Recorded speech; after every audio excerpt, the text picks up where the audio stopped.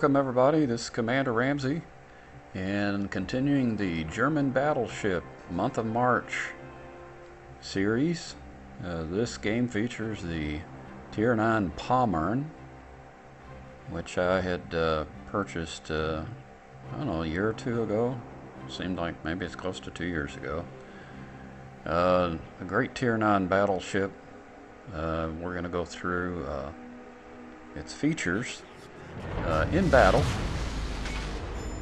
and this battle, notice I'm in a tier 11, so I'm the low tier, tier 9, and typically what I do here in tactics, I will tend to lean more toward my HE shells, high explosive shells, and only switch to AP when I feel I've got a good close to mid-range broadside shot.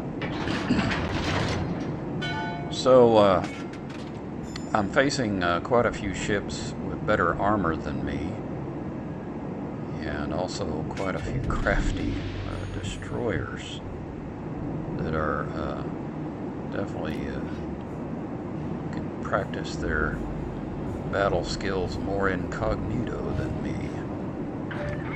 Anyway, I'll have the ship build and commander build at the end of the video as usual. Here you notice we're moving over toward the A cap, which is typically the weak flank if you're on the northern fleet attacking south, as most teams will go to their left. And right away we've got a storm moving in, which is displayed as that white shadowy circle moving into the battle zone. This can be an advantage or disadvantage, and right away we've got a much dreaded tier 9 Russian destroyer, the Tashkin, I believe how it's pronounced. And right away I get two shots on him, and did get a fire start, but he quickly put it out. Normally those destroyers or gunboats, they can pester you all game long, which he starts to do. What he doesn't know is I'm fairly well set up for fire protection, as you will see. Here I'm trying to head back a little quicker. I did activate my hydro, which is extended length. You'll see that at the end of the video, and that's to detect any of those pesky long-range torpedoes that may have launched at me. Right away I've got fire started. I managed to go ahead and put that out and use my heel to try to maximize my feature in the lower left hand of your screen, which is the mod station. And I find it very handy. It does maximize your health. So if I determine that I can utilize the heel at optimum times, I'll use the repair party. But normally I'll let it burn down quite a bit until I reach that magic moment. So right away I'm trying to get out of the situation. You can see most of my friendlies are headed toward the center B cap and the C cap, and I do not want to be left out here on my own. That would be suicide. So I put my ship at an angle, saw the torpedoes go by, so able to avoid those. And I'm facing the GK here on a angled bow. He's angled, so there's no chance really I'm going to get my AP shells to stick unless I hit a superstructure, which I could. But I'm still conducting somewhat of an experiment here, using an AP only when absolutely necessary, because I get a lot of ricochets when I'm low tier, and that's just a wasted volley in my opinion. So we're trying something new this battle, and I want to share those tactics with you. Turned out to work fairly well, actually. I didn't expect them to work as well as they did. Now my goal here was to maintain my health and get in a better position I was either going to loop around this first island and offer support at B cap, or loop around the second island and support B cap, because I know in many matches that's where the game will be won, is the middle cap zone. But I've got to put myself in a situation where I'm facing my bow in and also have some of my friendlies to support me. Otherwise, I end up being just a focus fire party for the enemy team. Nobody likes to be at a focus fire party when you're the center of attention.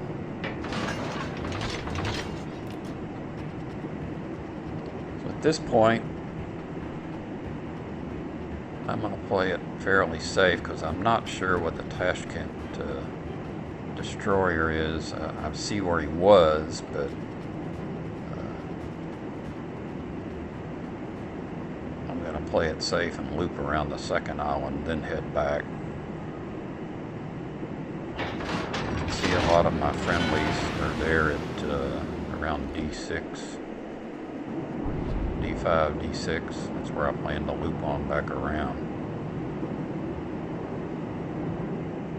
Now you notice the Pommern does not come with a spotter plane or a fighter, which is unfortunate. I find that a little bit bizarre, considering that the Bismarck and the Tirpitz both have spotter planes. And this ship is really what some people say is the big brother to the Tirpitz, which the Tirpitz and Bismarck actually existed in real-time history. Pommern was a plan of the German Empire at the time to construct, but never got constructed. She does have the good upper-tier German hydro. She's got excellent secondaries. And the guns on her, I wanted to mention that. They're 380 millimeter. And they have the same range as the Tirpitz. They're basically the same shells.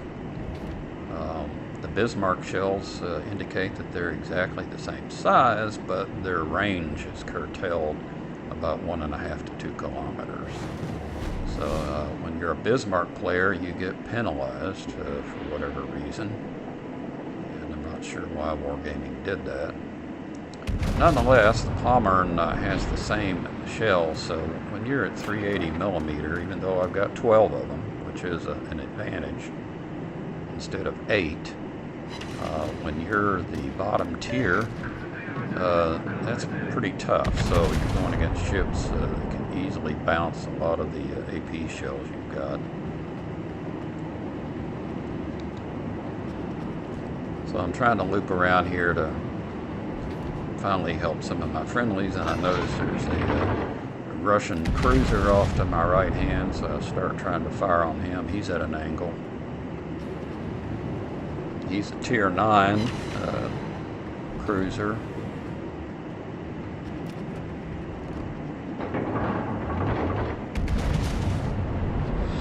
They're focused on my teammate there, who's about ready to go down in his large Russian battleship.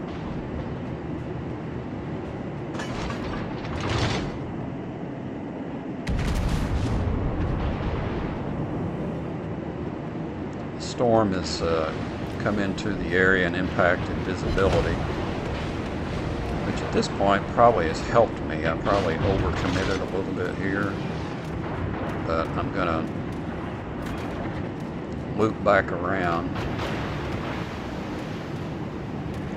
Pesky plane has got me spotted. Thought the storm might help me. You notice the Tashkent's one of those ships that when they take off forward and reverse, they can actually burn rubber in the ocean. They defy the laws of physics. So in that case, what I decided to do, you notice I quickly launched shells to the right side of the island and actually hit him. Having faced those rascals before, I know they can stop on a dime, reverse, forward, which typically can't see. At this point, I'm in a little bit of trouble trying to get angled. as quick as I can. Then I notice, oh, I'm in real trouble. This lava uptiered out of the storm. He fires on me, and fortunately I ride through that pretty well. He doesn't give me a lot of damage. At the same time, I'm starting to pepper him with good old German secondaries. Get several hits on him. He's low health. He's trying to back up and get out of my way. Which is somewhat comical given the size of his ship.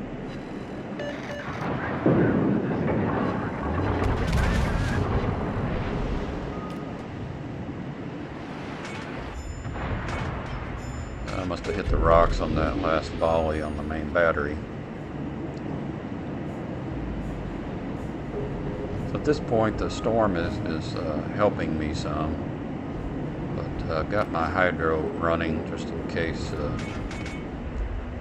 one of the nearby ships may have launched some torpedoes. At this point I see the Missouri, decide I'm going to try to maybe place a fire on him. He's also angled. Notice the commander of the Tashkent, he's keeping just outside, most of the time outside my secondary range. When he fails here and he starts to turn back in, the secondaries open up. They're set at 12 kilometers.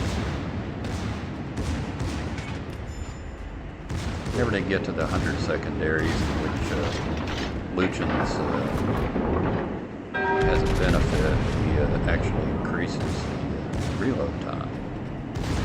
But nonetheless, my secondaries are opening up in Tashkent again. But he's really fast, and he actually avoids a lot of those.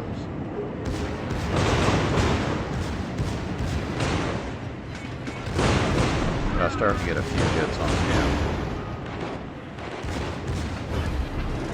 Once again, my heel indicator came up that I needed to use it, so I did use my repair party in order to optimize my heel.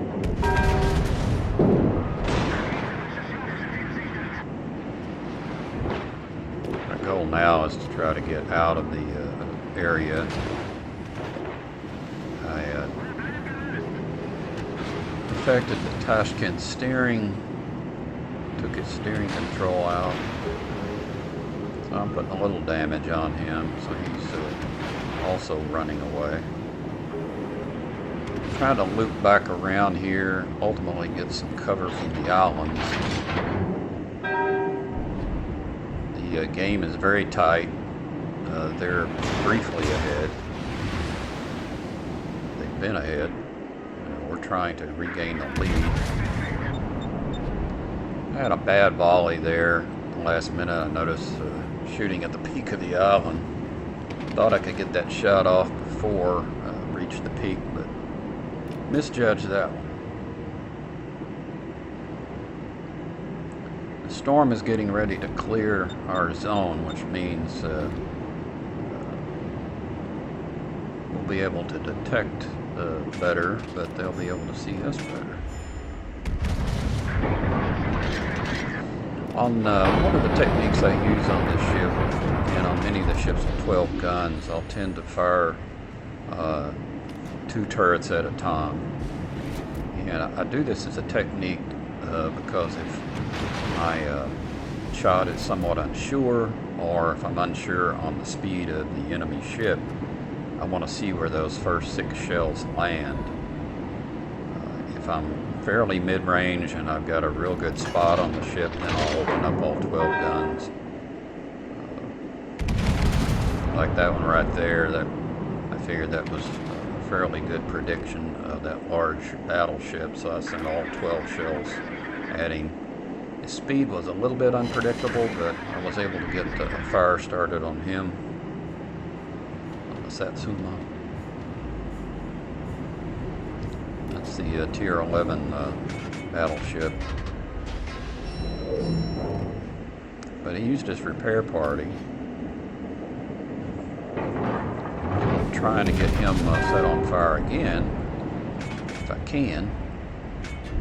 Usually the Japanese ship's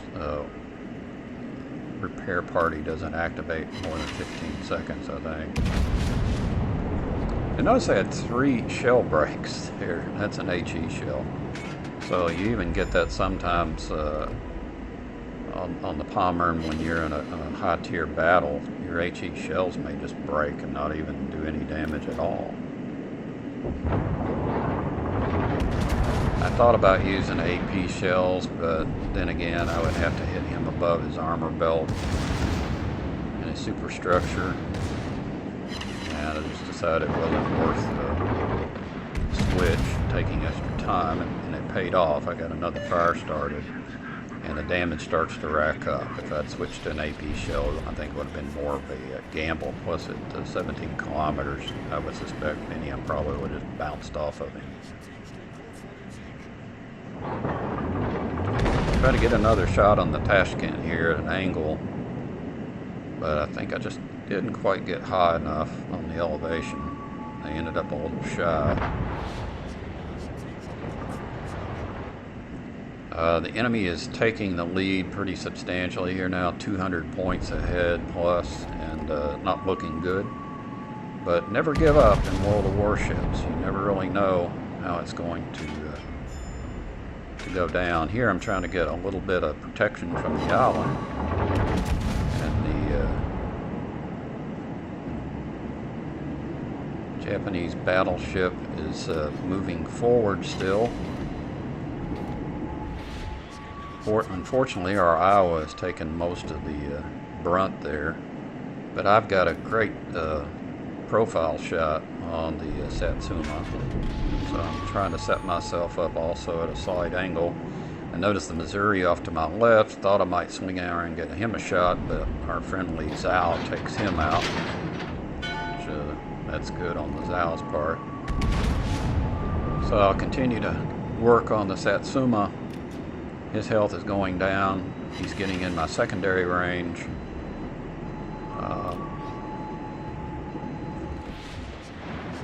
Fortunately, the Iowa goes down. We've narrowed the lead now. They're up only 100. We've got a ship advantage, so things are starting to look up. My secondaries are opening up on the Satsuma.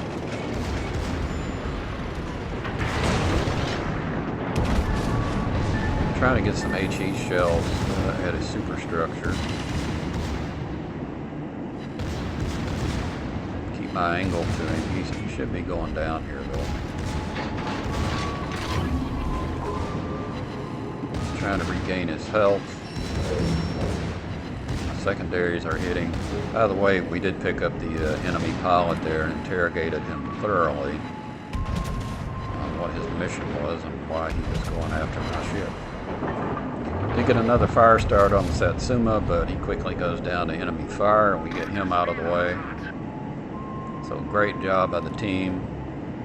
We're still behind by about 30 points, but we're turning the tide. But fortunately, the ACAP points by the enemy team has ceased because we have a destroyer in the ACAP. That will slow down the point spread and give us a chance to come back and win this battle. At this point, try to ask for help from the Zhao, saying, you know, hey, I need your help here. There's still an enemy destroyer out there, and here's 2 big fat battleships in the sea cap trying to move forward. Not sure where the Tashkent is. His last known location is pretty close to both me and my friendly battleship, the Slava. So we're taking a little bit of risk here moving out. My hydro is up and running at least for another 60 seconds. Still sticking with the HE strategy. Got 91,000 points, not bad for a tier 9 and a tier 11 battle, especially with undersized guns. Finally, we did get a hit on the Tashkent. He's way over in the original ACAP, where I started from at the beginning of the game, ironically enough. I thought I may have had him on this shot, but he swift changed positions. They landed all around him. And just one of those shells, I believe, probably would have taken him out. So I'll get myself lined up to take another shot, and our CV takes him out with a good bomb drop. So things are looking up. We've taken the lead. We're taking both of the remaining cap zones. We're doing pretty well. Both the CVs are in the game. Our CV is barely alive. And the enemy CV, the Malta, trying to line up to get a shot on him. But the clock is going to bring all of this to a quick end. And as normal, you see the shells freeze in the air as the game ends. And we pull it out barely, less than 100 points. What a game. It's always more satisfactory when you win it and you're the low tier. Not a great score, but not a bad score, particularly when you were the bottom tier in the game. 91,000, did set 6 fires, which is not bad. Got a couple defended ribbons, which also helps on your XP score. Only 67 hits on the secondaries, but they were good hits. Came in 5th place on the team, which is not bad. Gave some compliments to some of our players who did a good job. Don't forget, here as I reviewed the game, I've got the ship build, which I want you to see. It's a little different, as well as the commander skills. Overall, it was a good game. I was pleased with it. It was a good experiment on using your Tier 9 battle ship using HE shells. And I was going to use AP if I had a good opportunity, but I just wasn't satisfied with that. Notice the Kier first here, 29,000 there in secondary damage. Satsuma, 12,000 secondary damage. I think that's right, yeah. And a little bit on the Tashkent, which was helpful. And showing you the other ships there, some minor damage and so on and so forth. Hit a lot of ships over the game. Secondary battery only 10,000. I guess I was referring to the fire damage. Good fire damage there, 42,000 HP over 6 fires. You notice the HE shells themselves only 38,000. So, you know, that's the chance you take. You set a lot of fires. And I did go back and look. All the fires, all of them, were set by the main battery shells. So that's about 80,000 damage on the HE shells alone. The remainder was done by the secondaries. Notice I got 24,000 commander HP, 24,000, which is helpful to build up your commanders in the game. I do use the economic bonuses to do that. You can see those on the right side of your screen. Taking a look at the equipment for the Pommern, I do use the Damage Control Party Mod 1 to beef up to get out to 21 seconds, which is helpful if torpedoes are launched at you. I forget that. Also, Hydroacoustic Search mod gets that up to 158 seconds when you also use the skill below, right there, the Sierra Bravo. So that's a long time, and that's real helpful when you got torpedoes in the game.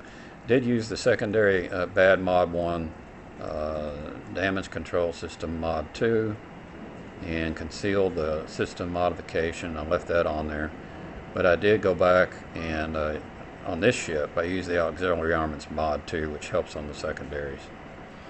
Usually when we mix Luchans with the Pommern, it's a secondary monster. So, but didn't have a lot of secondary opportunities there in mass. They just came in small increments. Here's the rest of my skills or signals set up on the ship. Pretty standard. I use on a battleship. There's the bonus flags. Use the blue one for the commander skills. Here's the Commander Luchans once again.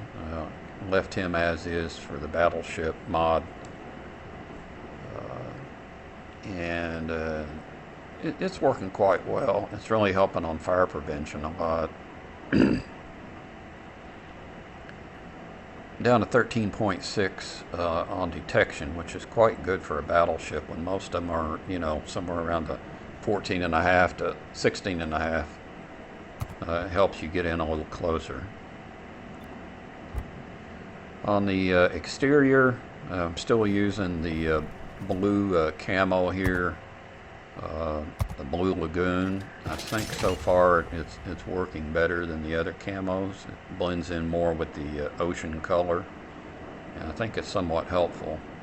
I'm still sticking with that theory anyway. Hope you enjoyed this. Commander Ramsey.